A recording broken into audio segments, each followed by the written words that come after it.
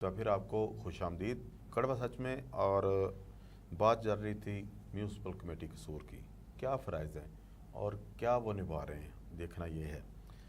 अच्छा काज़म भाई, इंक्रोचमेंट जो होती है इसका जो फ़ंड आता है ये किधर जाता है? जी मैं तो वहीं एडीसीआर साहब से पूछना चाहता हूँ कि सर आपके पास कितना फ़ंड आया है, एक तो वो मीडिया को बता दें। ठीक है जी, इतना फ़ंड आपके पास आया है लेकिन इंक्रोचमेंट जो रिकवरी है वो ज़ीरो है, उनकी डिटेल दी जाए। अच्छा बाजवा साहब, ये अपना जो है ना क्रोचमेंट वाले लड़के जो एमसी के हैं वो जाते हैं कंडा उठा के ले जाते हैं रेडी वालों से। ठीक है, 500 तय बाज़ारी वाले। हाँ तय बाज़ारी वाले 500 रुपये लेके वापस दे देते हैं उनको। ठीक है, ये आप अपना रेलवे स्टेशन पे देख लें, जितनी रेडी वगैरह लगी हैं फ्रूट की, इनसे 500 रुपये पर डे का ये लेके जाते हैं और खजाने में जमा नहीं होता। सर वही बता रहा हूँ ना, ये स्टेशन है, फिर स्टील बाग है, फिर अपना ये लोगों ने ये अपना लगाए हुए हैं फ्रूट वगैरह लगाए हुए, इनसे 500 रुपये पर रेडी के हिसाब से एडीसीआर साहब ये लोग आपके लेते हैं और उनको कोई रिसीविंग कोई चीज़ नहीं दी किसी का। अगर वो बेंच या कोई अपना बोर्ड वगैरह उठा के लेके आते हैं इधर अक्रोचमेंट के वाले बंदे, तो पैसे लेके वापस दे देते हैं। मुझे सिर्फ यही मालूम करना है कि एडीसीआर साहब रिकवरी कितनी है, करोड़ों का फंड है और रिकवरी किधर है? ज़ीरो, कोई रिकवरी नहीं है बाजवा साहब एक किस्म की भी। लोग देख लें कि जो सरकारी नाला है पुराना लारी अड्डा में, उसमें सारी क्रोचमेंट है। पुराने लारी अड्डे में, फिर स्टील बाग में लोगों ने सारी जगह को कवर किया हुआ है और ये लोग सिर्फ और सिर्फ मंथलियाँ इकट्ठी करने में मसरूफ़ हैं। रास्ते को तंग किया हुआ है, लोग गुजरने में दुश्वारी होती है। सब आप जाके देखें स्टील बाग में, फिर अपना पुराना लारी अड्डा देख लें, जकी अड्डा देख लें कि उधर जितने भी फ्रूट वाले हैं ये मेन गोल चक्कर पे लगाए हुए हैं। तो कहने का मकसद ये है यार, आपको चीज़ें उठाने का फ़ायदा क्या, जब आपने 500-700 रुपया लेके वापस ही दे देनी है तो क्या फ़ायदा चीज़ें उठाने का? फिर वो इतना फंड गवर्नमेंट का नुकसान क्यों कर रहे हैं? ये महकमे के लिए फिर काम नहीं कर रहे, अपनी जेब के लिए कर रहे हैं। जी बिल्कुल ऐसे ही बाजवा सब, ये अपनी जेब के। फिर इन्होंने प्राइवेट बंदे रखे हुए हैं। अच्छा जी प्राइवेट बंदे रखे हुए हैं, वो ये अपना जो कंडे वगैरह उठाते हैं वो अपनी हवेली में जाके रखते हैं, उधर से बंदा कुंडी खड़काता है, 500 रुपये लेके ये चीज़ें वापस दे देते हैं। अच्छा, उसको पता होता है कि ये अब वहाँ जाना है मैंने उस मुकाम पे, खुफिया जगह जो उनकी। जी बिल्कुल ऐसे ही है। अच्छा ठीक। वो कुछ चीज़ें ऐसी हैं कि एडीसीआर साहब और सीओ साहब आप आके ही चेक करें, 5-5 साल हो गए हैं इन लोगों ने उनको वापस नहीं दी, पैसे भी इन लोगों से ले लिए हैं लेकिन चीज़ें वापस नहीं दी। वो इन लोगों ने सेल करने के लिए रखी हुई हैं। आप कभी विजिट तो करें, आपने कभी विजिट नहीं, आपको मालूम नहीं होगा मेरे ख्याल में। नहीं, ये शहर का चक्कर लगाते ही नहीं। सारे एमसी के तो ऑफिस में अपने है ना, काले शीशों वाली गाड़ी में बैठ के आएंगे। अफसरान है जी हमारे मोहतरम है, जब आते हैं तो गाड़ियों में काले शीशों वाली गाड़ी, आगे पीछे प्रोटोकॉल, कोई नज़र नहीं इनको। रेडी वाला तो आएगा, आगे कोई आ जाएगा तो फिर उसकी शामत भी आ जाएगी। बाजवा साहब ये चाहे गाड़ी पे आते हैं जिसमें मर्जी आते हैं, ये ललियांडी अड्डा चौक पे खड़े होके पैदल चले ना, अंदरून चेक करें, अंदरून शहर जो जितना भी है उधर जाके चेक करें कि अंदरून शहर में कितनी गंदगी है, कितनी अक्रोचमेंट है, इनको पता चल जाएगा। ये अपनी गाड़ी से नीचे उतरेंगे तो पता चलेगा। अंदरून शहर तो जी भरा पड़ा है गंदगी के साथ। जब हम गलियों में से गुजरते हैं, क्योंकि हम तो अंदरून के रहने वाले हैं, गलियों में से गुजरते हैं तो बदबू के जो झोंके हमारे नाक से टकराते हैं तो फिर दिमाग तो मौफ हो जाता है। और मज़ेदारी की बात यह है काज़म भाई के जितने भी कॉलेज हैं लड़कियों के हों या लड़कों के जी बिल्कुल ऐसे ही, उनके बाहर कूड़े के ढेर लगे होते हैं, जाके चेक कर लें। ठीक है, ऐसे ही बिल्कुल लगे। स्कूल्स के बाद ढेर लगे होते हैं, जाके चेक कर लें। इतने इतने बड़े ढेर लगे होते हैं कि बच्चे जब स्कूल पढ़ने के लिए आते हैं, कॉलेज जाते हैं, तो वो घर से बड़े फ्रेश माइंड होके आते हैं, नहा धो के खुशबू लगा के चलते हैं जी। और वहाँ जब वो जाते हैं, बिल्कुल गुजरते हैं, तो फिर बदबू के जो भपके उनके नाक से टकरा कर दिमाग के अंदर घुस जाते हैं, तो बच्चा क्या पढ़ेगा यार, कैसे करेगा? बिल्कुल बाजवा साहब आपकी बात ऐसी है। घरल कॉलेज देख लें, ठीक है जी, कोट फतेहदीन के बाहर देख लें, कूड़े के ढेर लगे हुए हैं। फिर अपना डिग्री कॉलेज देख लें, ये सारी गंदगी के ढेर इधर लगे हुए हैं। ना इन्होंने नालों की सफाई वगैरह की है। अब्दुल जब्बार शहीन साहब थे इधर डीसी कसूर, जी, उन्होंने इतनी अच्छी सफाई करवाई थी, मैं कहता हूँ क्या बात है जी। उनका तो कंपैरिजन नहीं हो सकता, नहीं हो सकता, ये कर भी नहीं सकते। कसूर को मैडम नूर जहान का मेरा सोना शहर कसूर वो ही बना गया बंदा, बिल्कुल इसमें कोई शक नहीं। अच्छा, अब मुझे ये बताएं कि एक और जिम्मेदारी है म्यूनसिपल कमेटी के ऊपर, बहुत बड़ी जिम्मेदारी, लावारिस लाश जो होती है वो दफनाने का इंतज़ाम किसके पास होता है?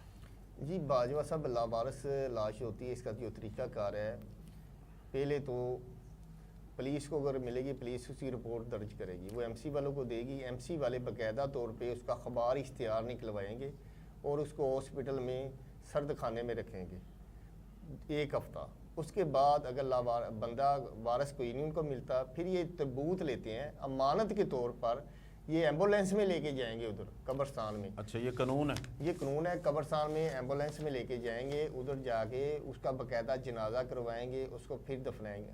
और इधर होता क्या है बाजवा साहब, ये ट्राली में लेके आते हैं, ट्राली में लेके आते हैं, ये तबूत के पैसे भी खा जाते हैं, ये कफन के पैसे भी खा जाते हैं, ये छोटा सा खड्डा निकाल के।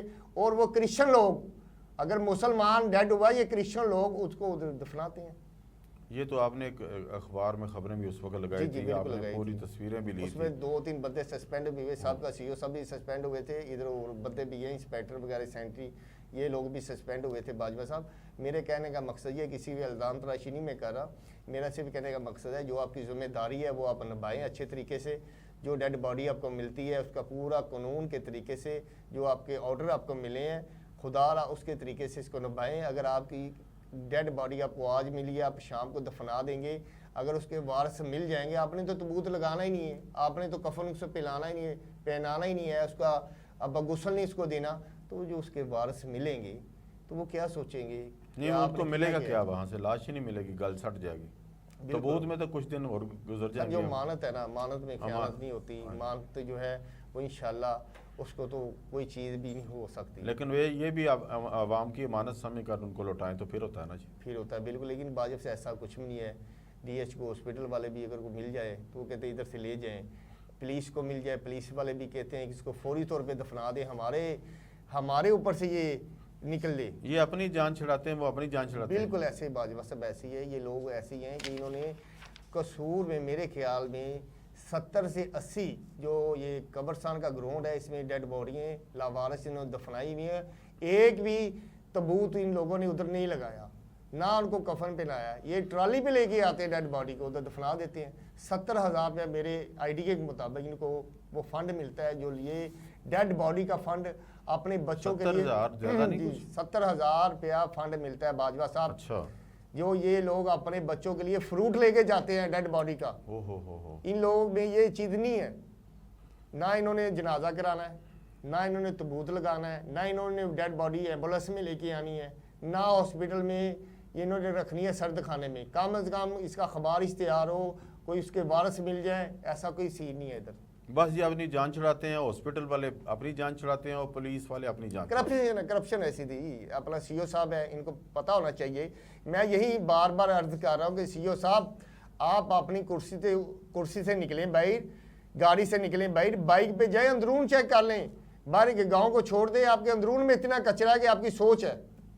अंदरून शहर जब अभी बारिशें आने वाली हैं तो काज़म भाई ये तो डूब जाएगा, जिस तरह की बारिशों का पेशगोई की जा रही। बाजवा साहब शफी वाला चौक, बसरपुरा, शेब बागो, ठीक है जी, वसी चिराग शाह, वसी लाल शाह, बाईपास, मेरे ख्याल जो मैं ये नाम ले रहा हूँ ये सीईओ साहब को भी नहीं पता होगी और ना ही ADCR साहब को पता होगी, क्योंकि कभी ये इस इलाके में इंटरेस्ट ही नहीं लिया उन्होंने, ले ही नहीं, ये नहीं कभी ये जाए पता करे कि हमारा कोई डंपिंग पॉइंट भी है।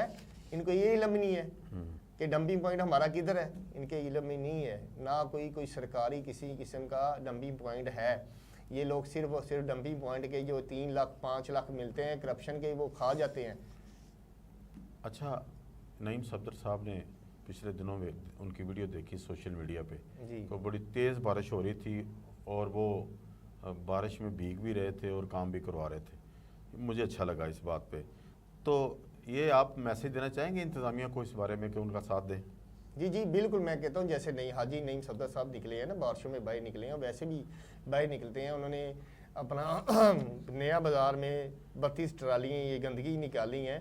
आप लोग भी खुदारा काम करें, आप लोगों को पता चले एक MPA अपना काम छोड़कर ये अपना काम आवाम की खिदमत कर रहा है। यार आप लोगों तो गवर्नमेंट से तनख्वाह लेते हो, आप लोग तो गवर्नमेंट के ही अपना मुलाजम हो, आपको उसका पूरा साथ देना चाहिए। सीईओ साहब को साथ जाना चाहिए, DC साहब को साथ जाना चाहिए, ADCR साहब को साथ जाना चाहिए। ये लोग नहीं जाते, ये लोग तो यह करने दें बस, ठीक है। बहुत शुक्रिया आपका। अब मैं वाइंड अप की तरफ जाना चाहता हूँ। काज़म भाई, असल में मैं एक शेयर करना चाहता हूँ नाजरीन आपसे एक बात।